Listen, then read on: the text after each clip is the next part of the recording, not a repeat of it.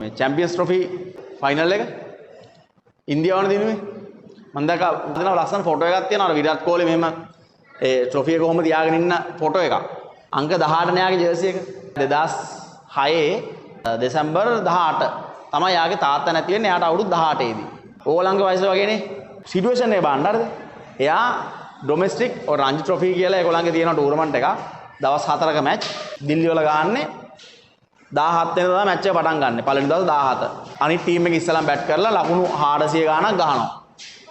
මේගොල්ලෝ first ඉනින් bat කරනකොට team එකේ බැට්ස්මන්ලා ඔක්කොම අවුට්. මෙයා විතරයි ඉන්නේ එකම බැට්ස්මන්. අනිත් ඔක්කොම බෝලර්ස්ලාත් එක දැන් මෙයා අර ෆලෝ ඔන් එක බේරන්න බැට් කරන්න කියලා මෙයාට උපදෙස් හම්බ වෙනවා.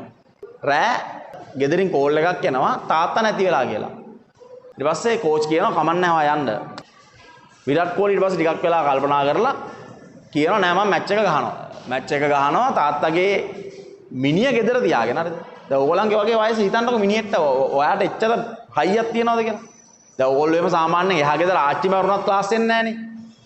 එයාගේ තිබ්බ ඒ කැපබීම බලන්නකො ක්‍රිකට් වල. ලකුණු 90ක්ද කොහෙද ගහන්නේ කොහමද ෆලෝ ඔන් එක බේරනවා.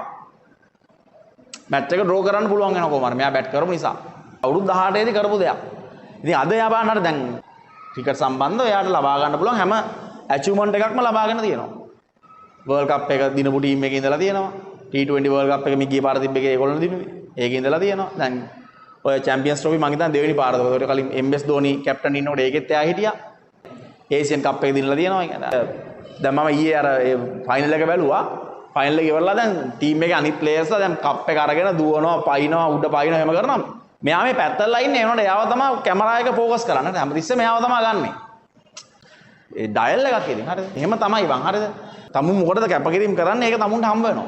විරාට් කොහ්ලිගෙන් ආදර්ශයක් අපිට හරිද? මේ මිනිහා අනිත් අය කරපු නැති දෙයක් කරා ඉතින්. ඒතකොට එයාට අනිත් අයට යන්න බැරි තැනකට යන්න පුළුවන් වුණා. ඒ කැපකිරීම කරපු ෆීල්ඩ් එකේ. ඒ වාටත් එහෙම තමයි. වාටත් මේක අනිත් අය කරන දේවල් ටික කරගෙන කිදියොත් එහෙම වාට අනිත් අය වගේම නිකන් ඒ පොඩි රිසල්ට් එකක් දාලා එහෙම ෂේප් එකේ ඉන්න පුළුවන්. හොඳ රිසල්ට් එකක් දාලා කැම්පස් යන්න ඉංජිනේරින් යන්න ඒ වගේ සීන් එකක් ඕනේ නම් ඔයා ඊට අදාළ කැපකිරීම කරන්න ඕනේ.